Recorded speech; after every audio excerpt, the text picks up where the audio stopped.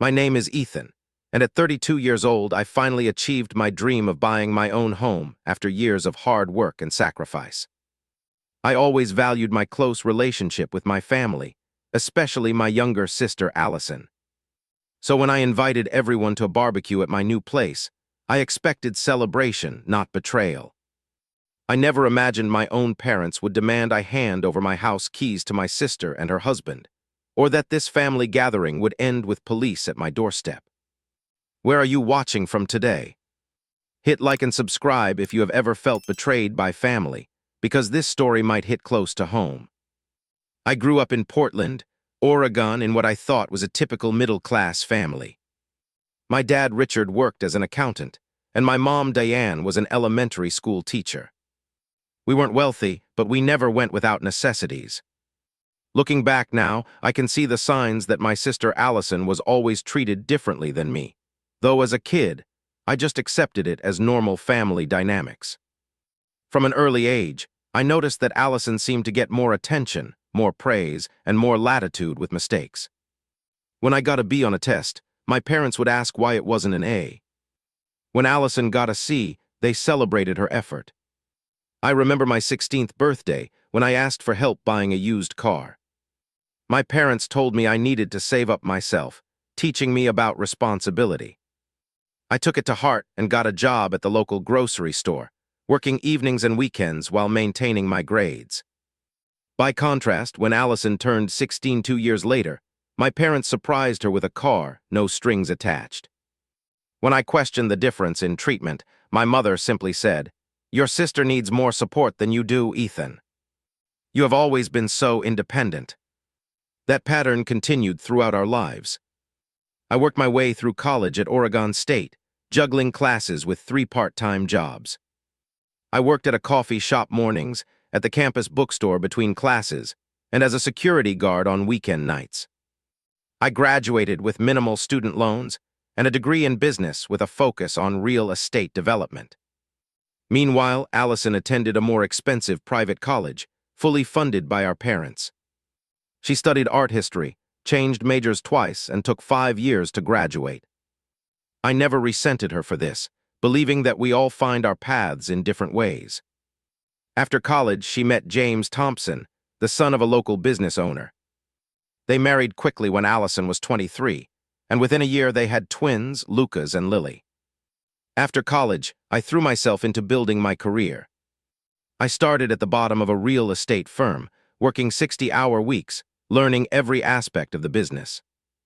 I lived in a tiny studio apartment, drove a 15-year-old car, and saved every penny.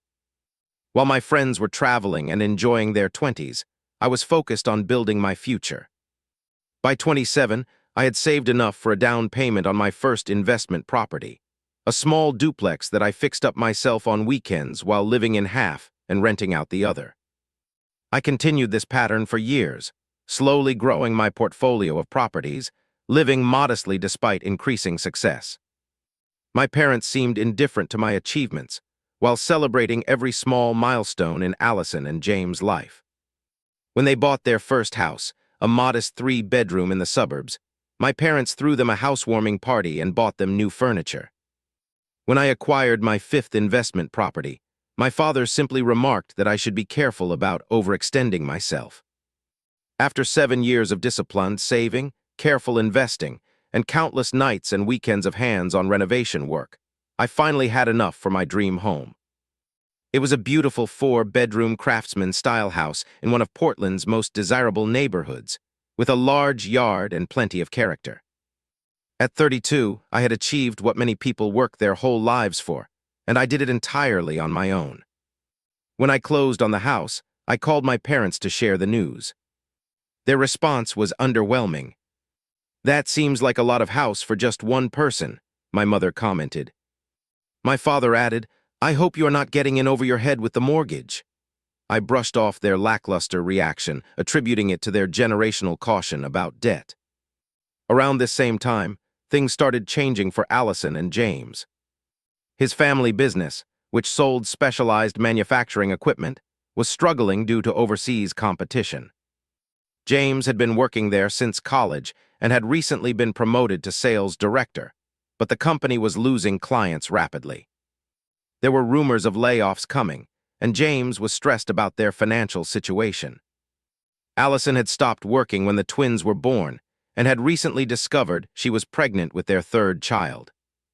Their mortgage was already stretching their single-income budget, and with another baby on the way, they were genuinely concerned about making ends meet. Being the supportive brother I am, I helped them where I could. I loaned them money twice to cover unexpected medical bills for one of the twins. I offered financial advice and even suggested investment opportunities that could help them build more security. James always seemed uncomfortable with my help, often making comments about how easy things were for me as a single person with no family responsibilities. During this period, I noticed my parents' behavior toward me beginning to shift. They started asking more questions about my business, my house, and my financial situation. At first, I thought they were finally taking an interest in my career, but there was something calculating in their inquiries that made me uneasy. When I mentioned renovations I was planning for my new home, my mother immediately asked if I had considered how those spaces might work for children. "You know, Ethan," she said during one phone call, "a family home should really be for a family." I laughed it off at the time, not understanding the warning signs that were right in front of me. I was excited about my new home, proud of my accomplishment, and eager to share it with the people I loved. So when I finally finished the initial round of renovations 3 months after moving in, I decided to host a family barbecue, inviting my parents, Allison, James, and the twins. I had no idea that this gathering would change my relationship with my family forever. I spent days preparing for the family barbecue. I wanted everything to be perfect for my first real hosting event in my new home. I deep-cleaned every room, invested in new patio furniture for the backyard, and even hired a landscaper to make sure the yard looked immaculate. I went all out with the menu too, buying premium steaks, fresh seafood, and ingredients for homemade sides and desserts. I even stocked a variety of drinks that I knew everyone would enjoy, including special juice boxes for the twins. The morning of the barbecue, I woke up early, excited but also slightly nervous. This house represented years of hard work and sacrifice, and having my family over to see it felt like a significant milestone. I prepared the marinades for the meat, chopped vegetables for grilling, and set the outdoor table with new dinnerware I had purchased for the occasion. My parents arrived 45 minutes early, which was unusual for them. They typically showed up exactly on time or slightly late to gatherings.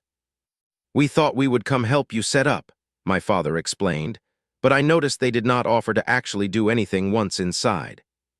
Instead, they walked through my house with an odd, evaluative energy. My mother ran her hand along the kitchen countertops, asking, "Is this real granite?" "It must have been expensive." "Yes, but I got a good deal through a contractor I work with," I explained. My father was examining the staircase and asking about square footage and the number of bathrooms. 4 bedrooms and 3 baths. "That is a lot of space for just one person, son." I laughed, trying to keep things light. "Well, I have plans for a home office in one room and a guest room in another. Plus, it is an investment. Houses in this neighborhood typically appreciate well."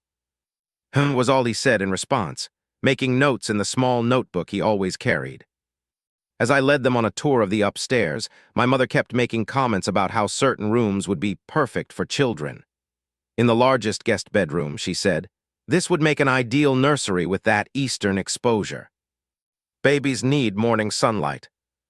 I brushed it off, assuming she was making her usual hints about me settling down and starting a family, though I had never been in a rush to do so. Allison, James, and the twins arrived about 20 minutes later.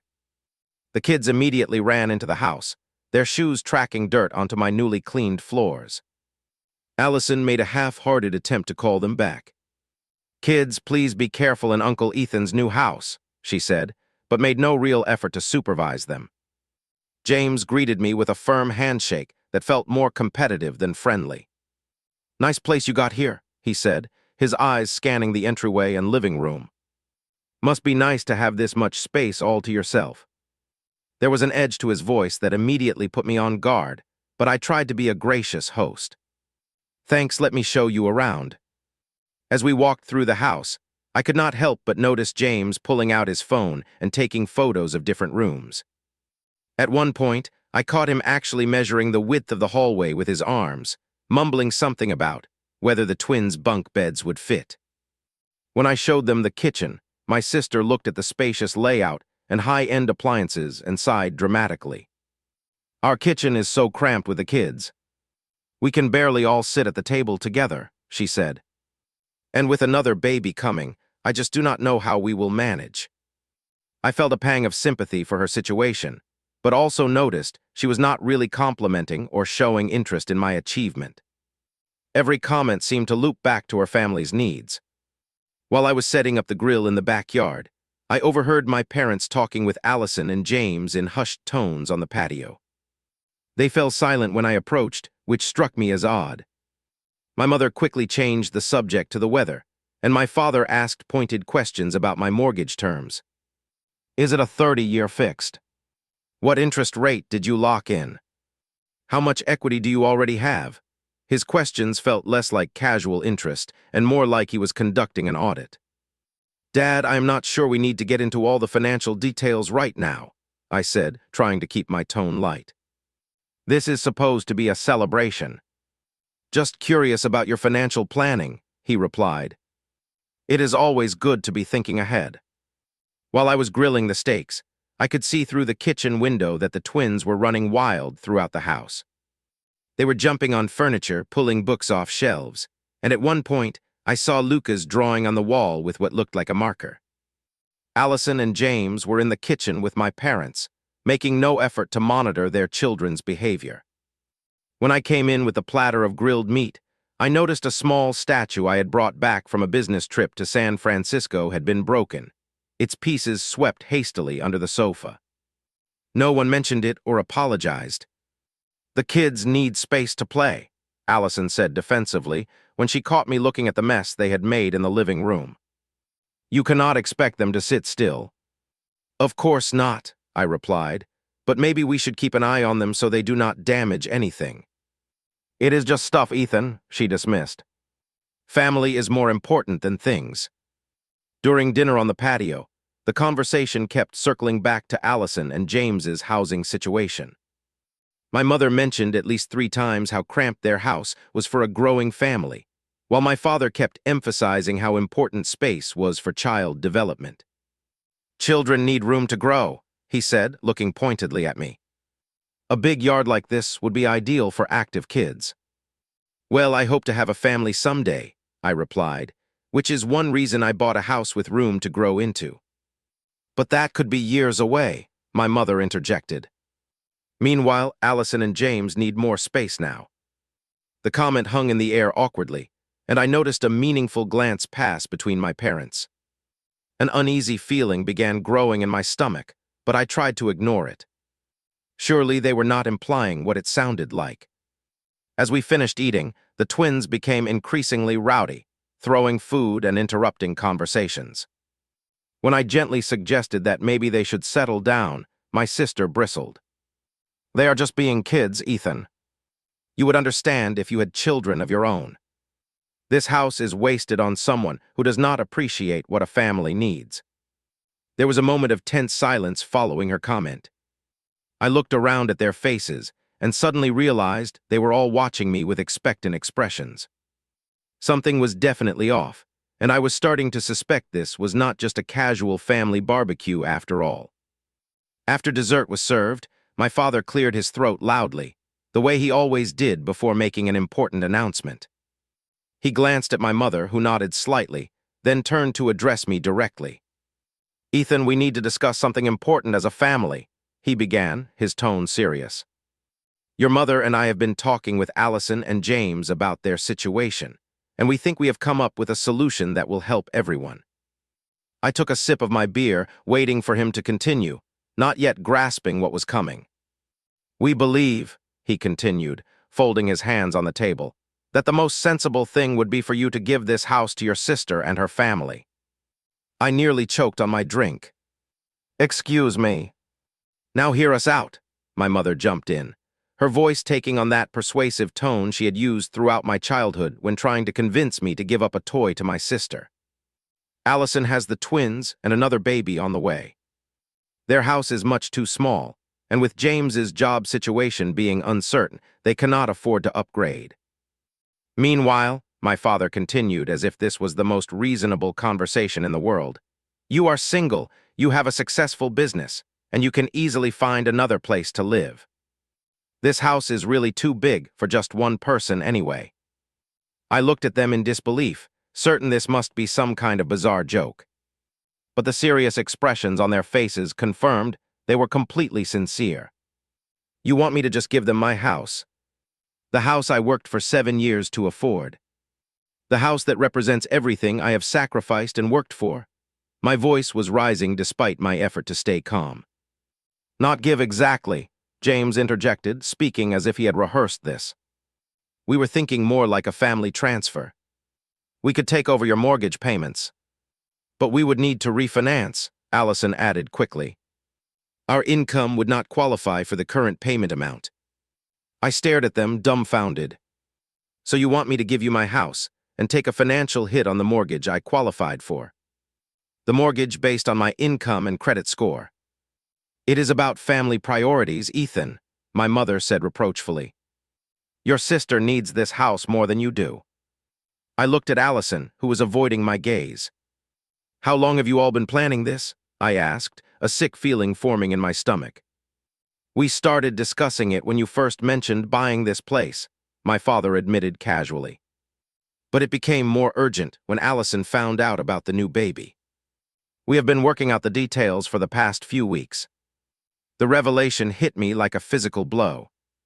For weeks, while I had been excitedly renovating and decorating, proud of my achievement, my family had been scheming behind my back to take it away from me. We have already picked out paint colors for the twins' room, Allison said, misreading my shocked silence as consideration. And James thinks the basement could be converted into a great playroom.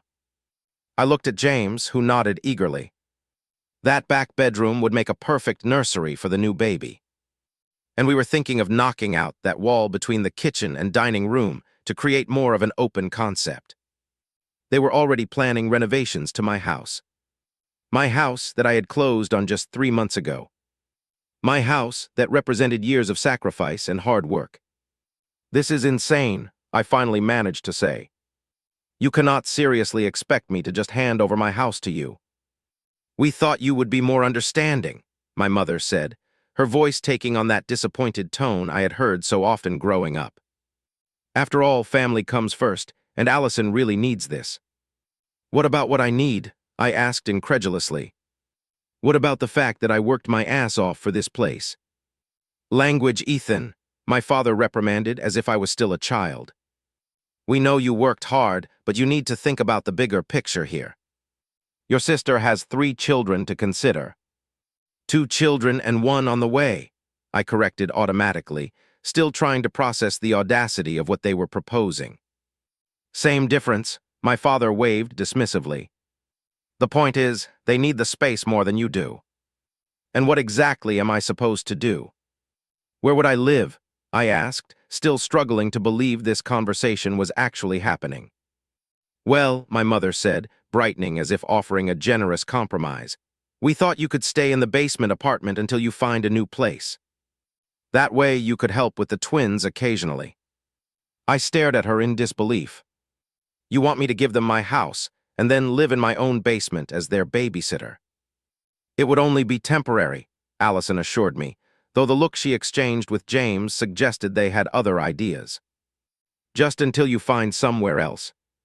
I leaned back in my chair, suddenly seeing my family in a completely new light. How had I never noticed this level of entitlement before? Had they always viewed me as nothing more than a resource to be tapped for Allison's benefit? Memories started flooding back, taking on new meaning. The time my college fund was reduced because Allison needed braces. The Christmas when my gift was noticeably less expensive than hers because she needed more that year. The countless times I was expected to change my plans to accommodate hers. This is not about the house, I realized aloud. This has been the dynamic our entire lives. Allison needs, I provide. Allison wants, I sacrifice. Do not be dramatic, Ethan, my father said sternly. We have always treated you both equally. We are just trying to find a solution that works for everyone. Equally, I laughed bitterly. You paid for her entire education, while I worked 3 jobs to pay for mine. You bought her a car for her 16th birthday, while telling me I needed to save for my own. And now you expect me to give her my house. Where exactly is the equality in any of this? You have always been more capable, my mother said, as if this was a compliment rather than an excuse for their favoritism. Allison needs more support. And whose fault is that? I asked. You have spent her entire life teaching her that she does not need to work for anything because someone will always give her what she wants. Allison's face flushed with anger. That is not fair. Just because you decided to become a workaholic instead of having a real life does not mean you are better than me. Some of us prioritize family over money. This house is the result of prioritizing, I retorted. I prioritized my future. I made sacrifices. I worked when others were playing. I saved when others were spending. And now you want to reap the benefits of my discipline without having done any of the work. So you are just going to be selfish and keep this big house all to yourself when your sister's family is struggling, my father demanded, his voice rising. Is that the kind of brother and son you are? Apparently, I am the kind of brother and son who is expected to keep giving while receiving nothing in return, I responded, my own anger building. The kind who is supposed to smile and hand over the keys to his dream home because his sister failed to plan for her own future. The twins, sensing the tension, had fallen unusually quiet, watching the adults with wide eyes. Even they seemed to realize something unprecedented was happening. Your sister did not fail at anything, my mother snapped. She chose a different path, one that prioritized giving us grandchildren instead of property. And that was her choice, I emphasized. Just like working hard for this house was mine. I am not responsible for the consequences of her decisions. So that is it, James interjected, his face reddening. You are just going to turn your back on your own sister. Let your niece and nephew grow up in a cramped house, while you rattle around in this big place by yourself. This discussion is over, I said firmly, standing up from the table. I am not giving anyone my house. Not now, not ever. Little did I know, the worst was yet to come. My family was not finished, and what had started as an outrageous proposition was about to escalate into something far more disturbing. Sit down, Ethan, my father commanded, rising to his feet. His face had turned an alarming shade of red, and his voice had taken on the authoritative tone he had used throughout my childhood to shut down any arguments. We are not finished discussing this. There is nothing to discuss, I replied, remaining standing. This is my house. I bought it. I pay the mortgage. I am not giving it to anyone. My father slammed his fist on the table, causing the plates to rattle and the twins to jump. This is not about you. This is about family responsibility. Your sister needs this house for her children, your niece and nephew. How can you be so selfish? My mother began to cry, her go-to tactic whenever things did not go her way. I did not raise you to be this cold-hearted, she sobbed. What kind of person puts a house above the needs of innocent children? We raised you better than this. No, apparently you raised me to be Allison's personal safety net, I retorted, my patience completely gone. You raised me to believe that my hard work and sacrifices mean nothing compared to her wants. Allison stood up suddenly, knocking over her chair. You have always been jealous of me, she shouted, her face contorted with rage. Always resenting the attention I got, always keeping score about who got what. Well, maybe Mom and Dad gave me more because you were so cold and distant. Maybe if you had not been such a robot focused only on money, they would have shown you more affection. Allison, I said, trying to maintain some control over my emotions, I have never been jealous of you. I have supported you in countless ways. I loaned you money when Lucas needed those emergency dental procedures. I helped you with the down payment on your current house. I have been there for you consistently, but this is too much. You cannot have my house.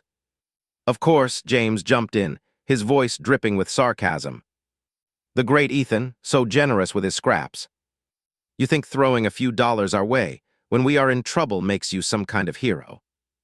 Meanwhile, you sit in your massive house all alone, while we can barely fit our family into our place. You have no idea what real responsibility looks like. I earned this house, I said firmly. Every square foot of it. I worked 60-hour weeks for years. I lived in a studio apartment the size of my current bathroom to save money. I drove the same beat-up car for a decade. I sacrificed, and this house is the result of those sacrifices. Your lack of planning does not constitute an emergency on my part. Planning, James shouted, stepping toward me aggressively. You think having children is a failure to plan. Some of us choose to contribute to the next generation instead of hoarding wealth. My father moved to stand beside James, creating a united front against me. Your mother and I have discussed this thoroughly, and we believe this is the right decision for the family. You will transfer this house to your sister, and that is final. I actually laughed at the absurdity of his statement. Final? Dad, I am 32 years old, not 12. You do not get to make my financial decisions for me. You do not get to decide what happens to my property. As long as you are a member of this family, you will respect our decisions, he said, his voice low and threatening. If being a member of this family means giving up everything I have worked for, then maybe I do not want to be a member anymore, I responded, the words spilling out before I could stop them. A heavy silence fell over the room. My mother's sobs grew louder. Allison gasped dramatically. So that is how it is, my father said quietly. You would choose a pile of wood and concrete over your own blood. I am choosing to respect myself and my work, I corrected. Something you should have taught me, but obviously failed too. Give us the keys, my father suddenly demanded, holding out his hand. Give your sister the house keys and the deed, and get out of our sight. You are no son of mine. I stared at his outstretched hand in disbelief. You cannot be serious. This is my house. I am not giving anyone the keys. Give her the keys and get out, he roared, his face now purple with rage. The twins began to cry, frightened by the shouting. Allison made no move to comfort them, instead fixing me with an accusatory glare as if their tears were my fault. I think you should all leave, I said as calmly as I could manage. This conversation is over, and you need to go now. I moved toward the front door, intending to show them out, but James quickly stepped in my way, his substantial frame blocking my path. You are not going anywhere until we resolve this, he said, his voice menacing. Your family needs this house, and you are going to sign it over. Move out of my way, I warned, my heart pounding. I had never seen this side of my brother-in-law before, and it was genuinely frightening.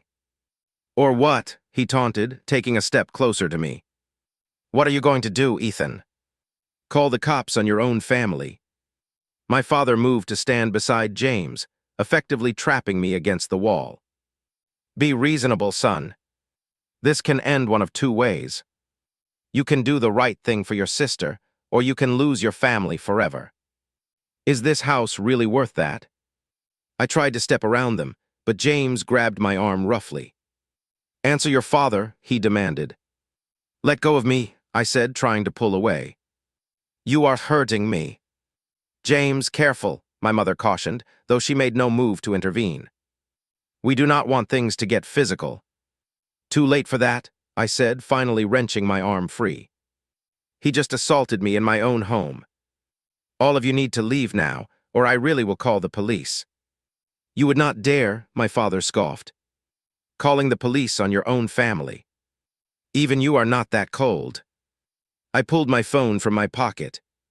Try me. James lunged forward suddenly, attempting to grab my phone. In the scuffle, he shoved me hard against the wall. My head hit with a painful thud, and I saw stars for a moment. James, Allison exclaimed, though she sounded more concerned about the optics than about my well-being. Give me the damn phone, James growled, still trying to wrestle it from my grip. With my free hand, I managed to push him back enough to create some space between us. "This is assault," I warned him. "Get out of my house now, all of you, or I am calling the police." "You ungrateful little," my father started, taking a threatening step toward me. That was when I noticed my next-door neighbor, Mr. Collins, standing at my open patio door, a concerned expression on his face. "Everything okay in here, Ethan?" he called. I heard shouting. All heads turned toward him, momentarily freezing the confrontation. "No, everything is not okay," I replied clearly. My family was just leaving, but they seemed to be having trouble finding the door. "We are not going anywhere," my father stated firmly. "This is a family matter." "It is my house," I reiterated, "and I am asking you to leave." "I think I should call the police," Mr. Collins said, already pulling out his phone. "No need," I said, finally dialing 911 on my own phone. "I am already doing that." As the dispatcher answered, the expression on my family's faces transformed from anger to disbelief. They truly had not expected me to follow through. 911, what is your emergency?" "I need police assistance at 1432 Maple Avenue," I said clearly. "I have family members who are refusing to leave my home and have become physically aggressive." "You are actually doing this?" Allison asked incredulously. "You are calling the cops on your own family." "You forced my hand," I replied as the dispatcher assured me officers would be sent right away. "I asked you to leave peacefully and you refused." "This is not over," my father warned, finally backing away. "You will regret this, Ethan. Mark my words." The next 20 minutes were tense. My family gathered in the living room, whispering angrily among themselves while shooting venomous glares in my direction. The twins had stopped crying and were now sitting quietly on the sofa, looking confused and frightened. I felt terrible for them, but their parents had created this situation, not me. Mr. Collins remained on the patio, a silent witness ensuring things did not escalate further. I was intensely grateful for his presence. When the doorbell finally rang, announcing the arrival of the police, I had no idea how much more shocking this evening would become. I opened the door to find two police officers standing on my porch. One was a tall, stern-looking man with a name tag reading Officer Rodriguez, and the other was a younger female officer introduced as Officer Bennett. "Good evening, sir," Officer Rodriguez said professionally. "We received a call about a disturbance at this address. Can you tell us what is going on?" Before I could answer, my father pushed forward. "This is a private family matter, officer. There is no need for police involvement." My son overreacted to a simple disagreement. Officer Rodriguez looked at him impassively, then back to me. "Are you the homeowner, sir?" "Yes," I confirmed. "This is my house." I asked my family to leave after an argument became heated, and they refused. My brother-in-law physically assaulted me by shoving me against the wall. "That is an exaggeration," James interjected quickly. There was no assault, just a heated family discussion. Officer Bennett took out a notepad. "And you are?" "James Thompson," he replied. "I am married to Ethan's sister." This has all been blown out of proportion. We were simply having a family discussion about housing arrangements. Something flickered in Officer Rodriguez's expression when James stated his name. He looked at James more intently, then at his partner, who gave a slight nod.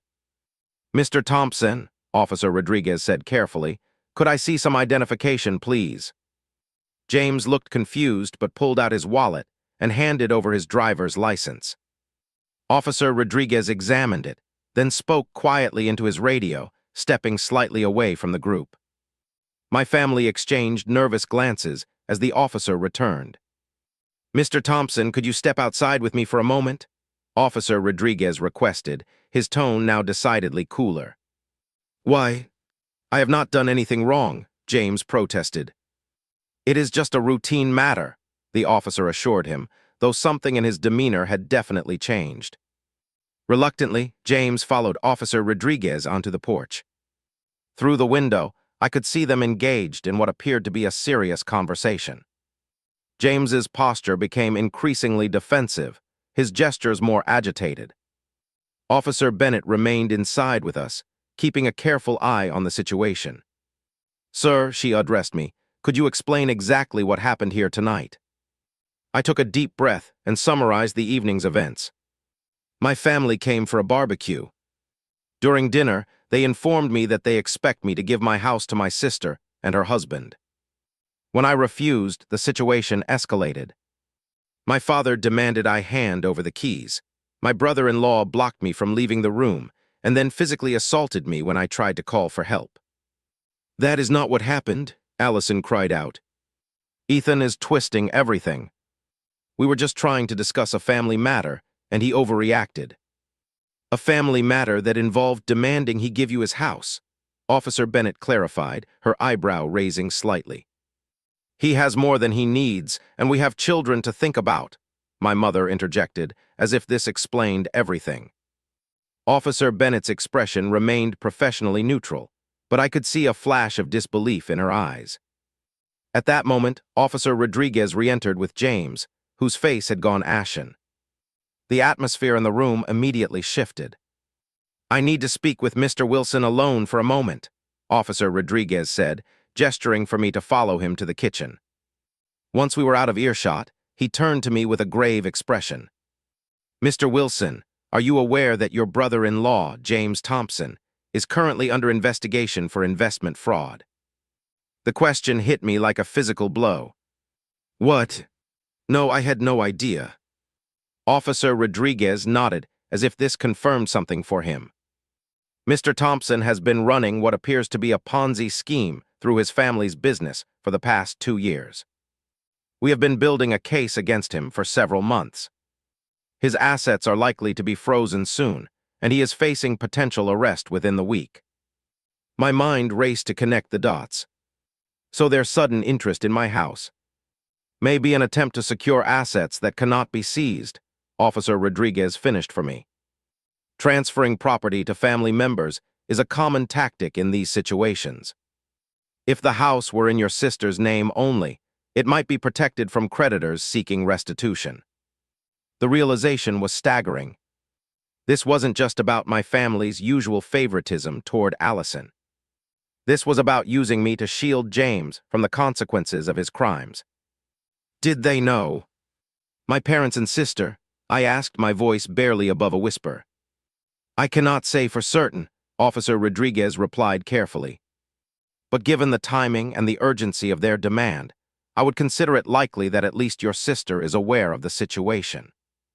I felt physically ill. My own family had not just tried to take advantage of me. They had tried to make me complicit in protecting a criminal. "What happens now?" I asked. "We will ask your family to leave the premises as you requested," he explained. "Given the circumstances, I strongly advise you to consult with an attorney immediately. Your brother-in-law's legal troubles could potentially impact your sister's financial situation significantly, and you should be prepared for further attempts to leverage family connections." When we returned to the living room, Officer Bennett was standing between my family and the door, her posture suggesting she had been maintaining order in our absence. "All right," Officer Rodriguez announced. "Mr. and Mrs. Wilson, Mrs. Thompson, and Mr. Thompson, you have been asked to leave this property by its legal owner. We are here to ensure that request is honored. Please gather your belongings and exit the premises immediately." "This is ridiculous," my father blustered, though with noticeably less confidence than before. "We are his family. We have a right to be here." "Actually, sir, you do not," Officer Bennett stated firmly. "This is private property, and Mr. Wilson has the legal right to determine who can and cannot be on his property." "Ethan," my mother pleaded, suddenly switching tactics. "Do not do this. We can talk this through as a family. We always work things out." I looked at her, seeing for the first time the manipulation behind her tears. "No, Mom. Not this time. Please leave now." "You heard him," Officer Rodriguez said. "I will not ask again." Reluctantly, my family began gathering their things. The twins, who had been unusually quiet throughout the ordeal, were led outside by Allison, who refused to meet my gaze.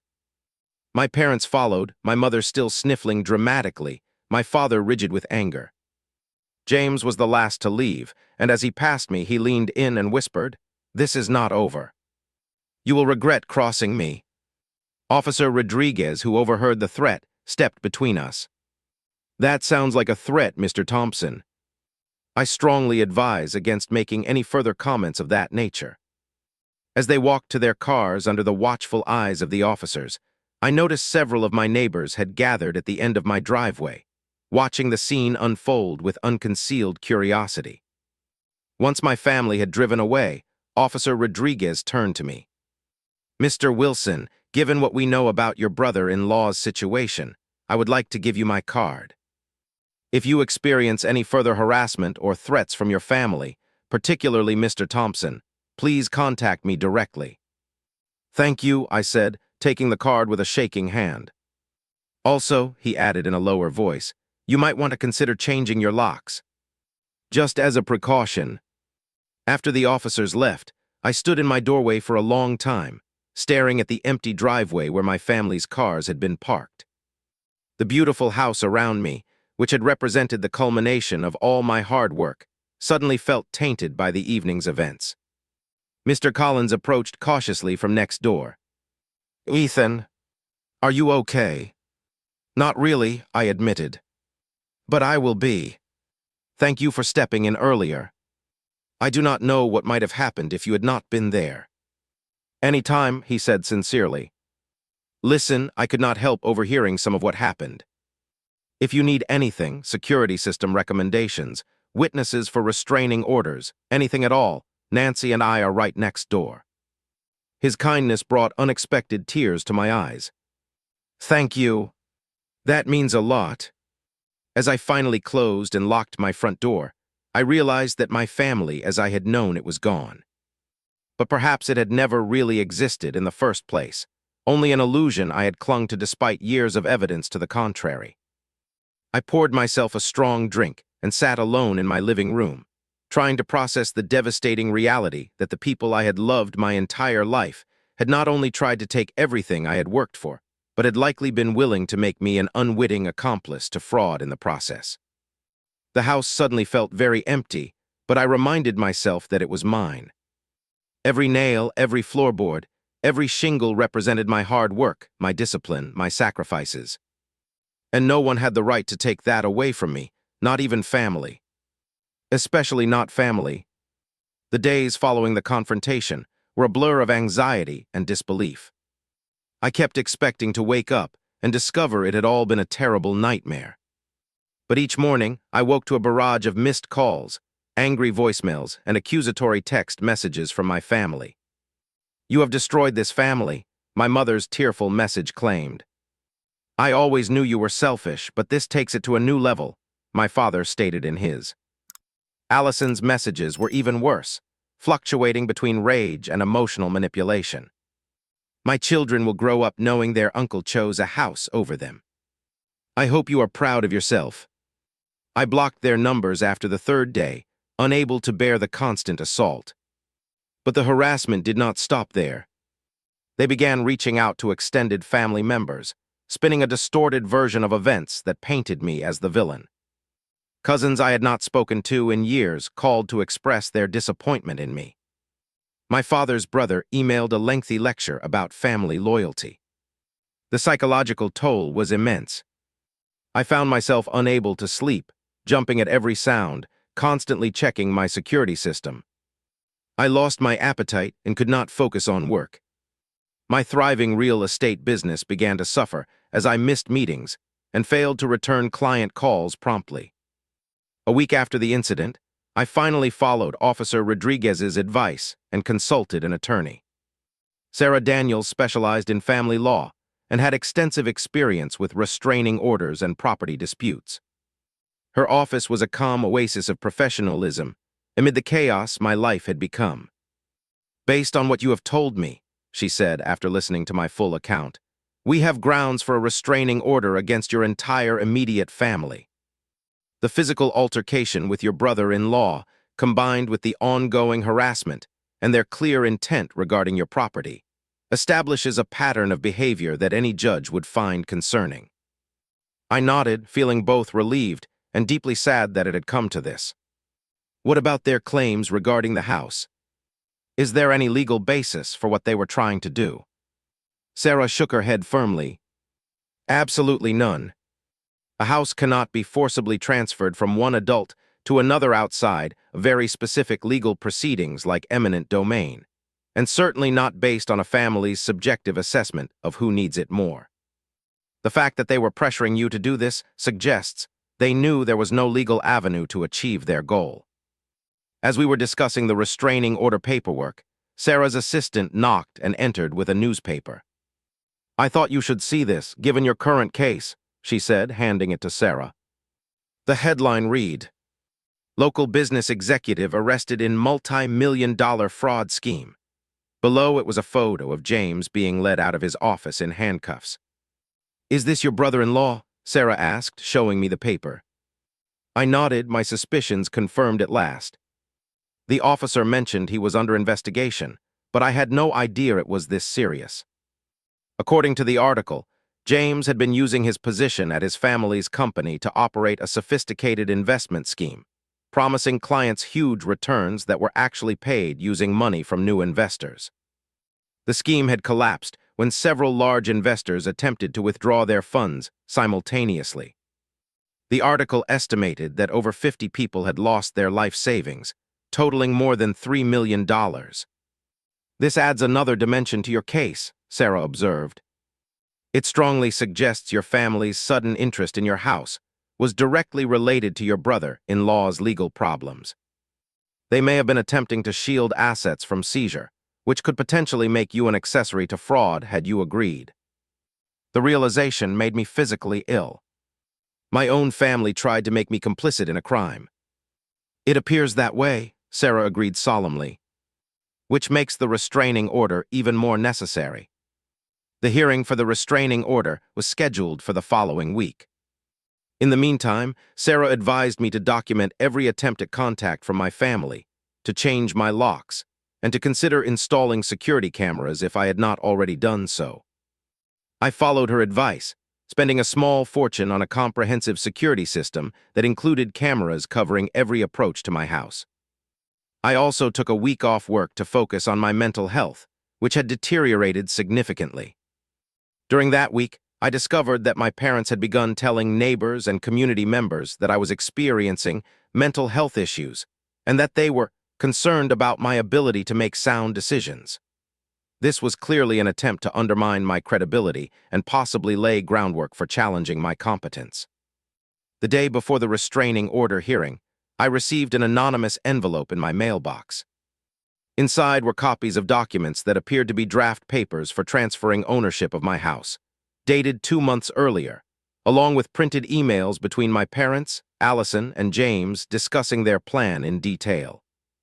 One email from my father stated, "Once the house is in Allison's name only, the creditors cannot touch it.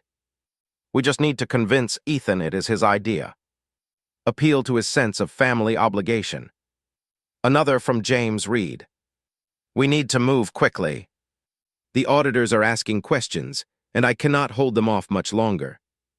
If the house is transferred soon, we will have something to fall back on when everything hits the fan." Most devastating was an email from Allison. "Ethan has always been a pushover when it comes to family guilt. Mom, you know how to handle him. Make him think he is being heroic by sacrificing for the kids. He is so desperate for approval, he will probably fall for it." I brought these documents to the restraining order hearing, where they proved instrumental. The judge was visibly disturbed by the evidence of premeditation and potential criminal intent.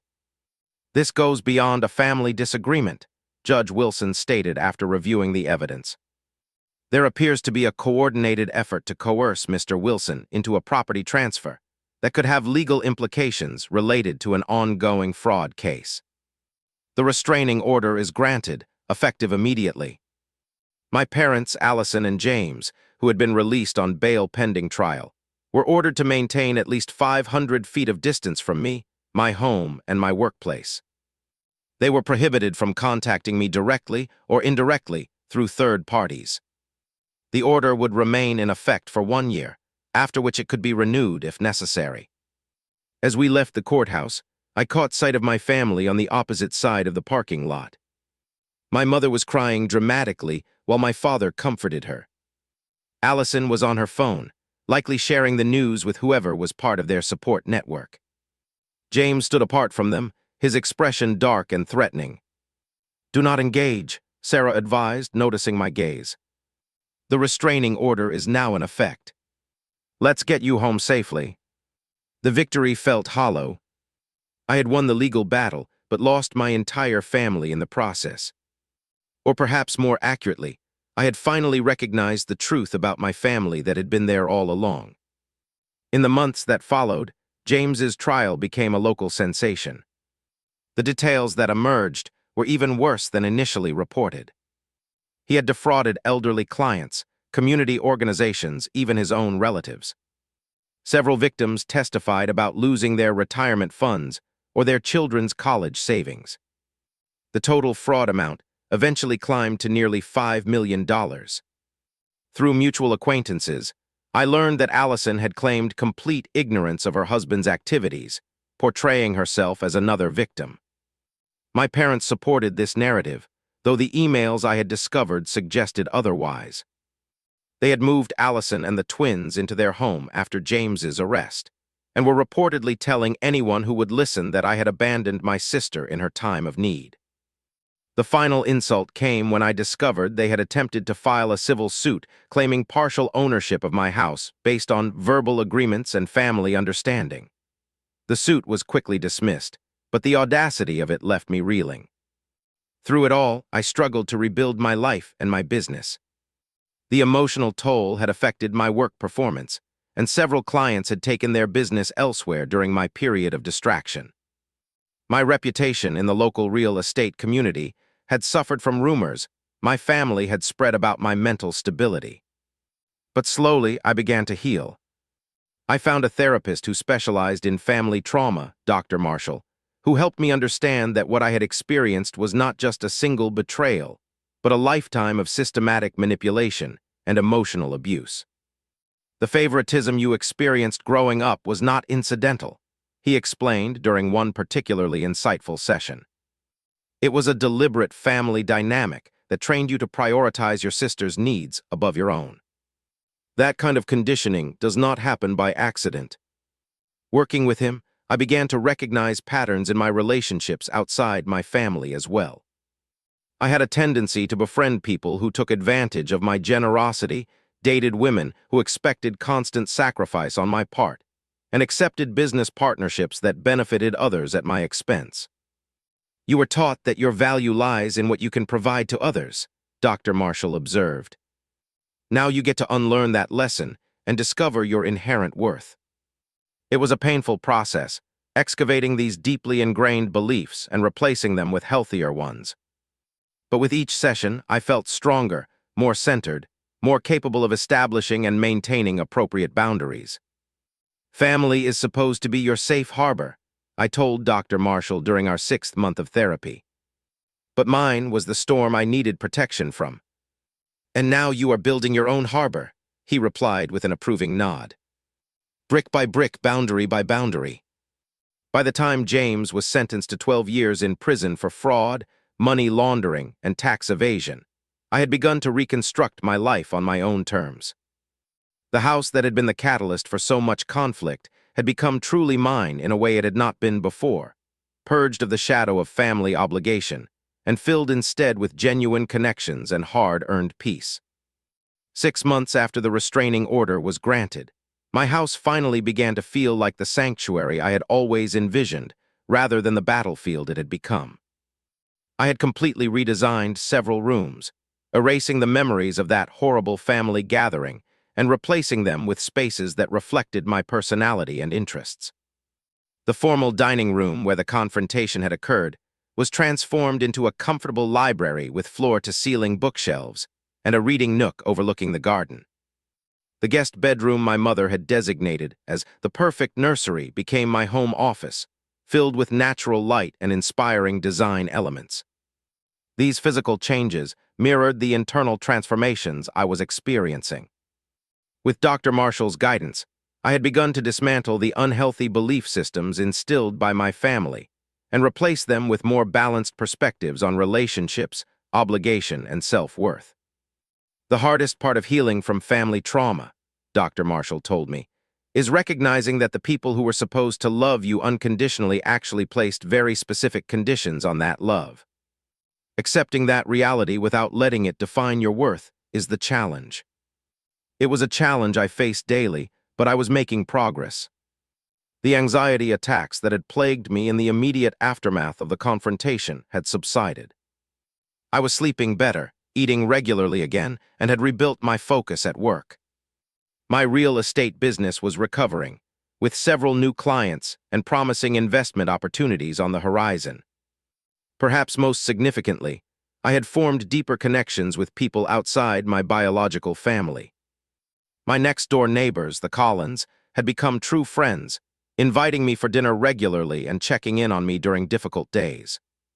Several colleagues had stepped up as well, offering support and understanding when I finally shared a simplified version of what I had been through.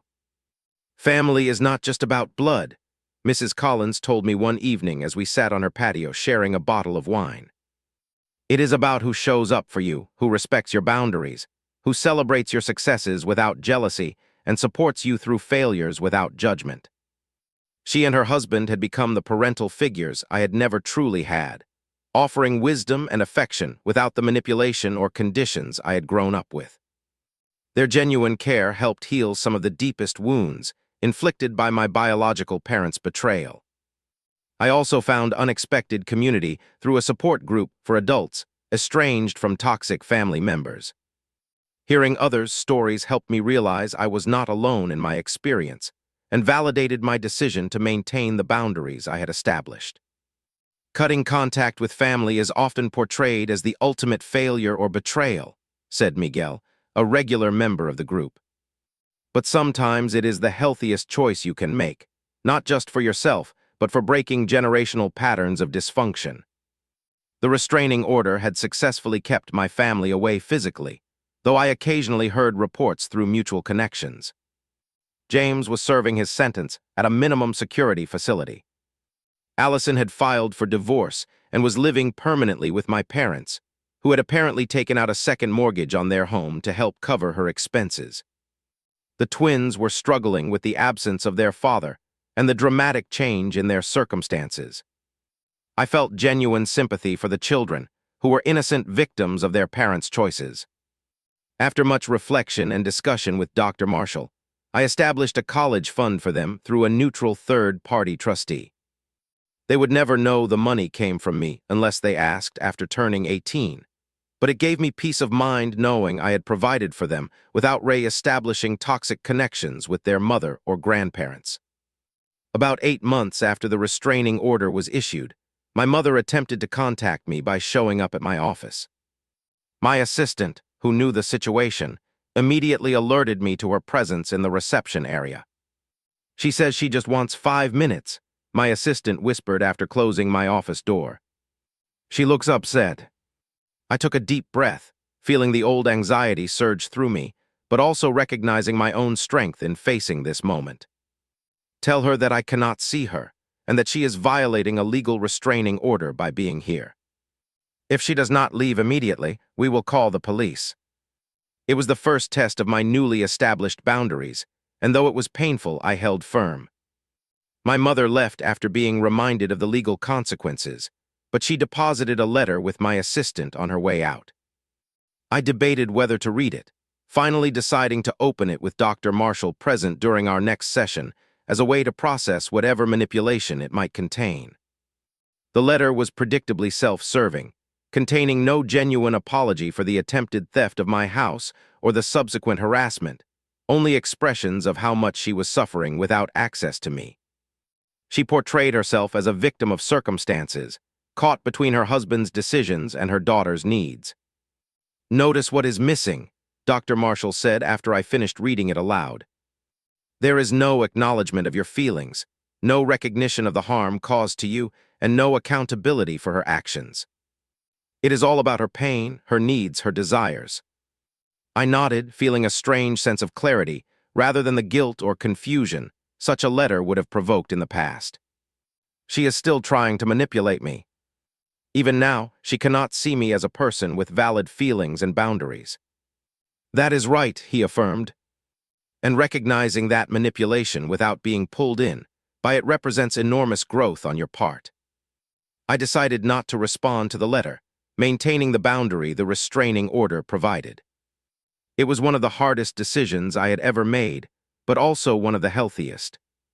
As the one-year mark of the confrontation approached, I chose to reclaim the date by hosting a small gathering of the genuine friends who had supported me through the ordeal.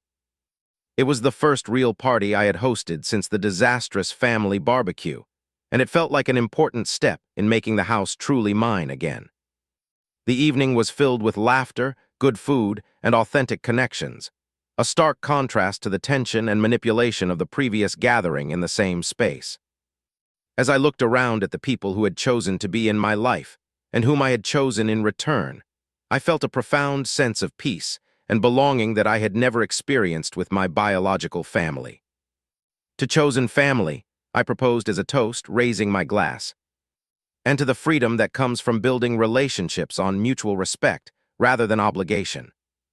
To chosen family, they echoed, and the warmth in their eyes confirmed what I had been slowly learning over the past year. That true family is defined by love, respect, and support, not by DNA or shared history. In the quiet moments after everyone had left, I stood in my kitchen, the kitchen I had worked so hard to afford, and reflected on the painful but transformative journey of the past year. I had lost the family I was born into, but gained a deeper understanding of myself and what genuine relationships should look like. The house around me was no longer just a symbol of my professional success, but had become a testament to my personal growth and resilience. Each room held not just my possessions, but my values, my boundaries, my hard-won self-respect. I realized that the greatest lesson from this ordeal was not about property rights or family obligation, but about the courage to define my own worth, rather than accepting others' devaluing assessment.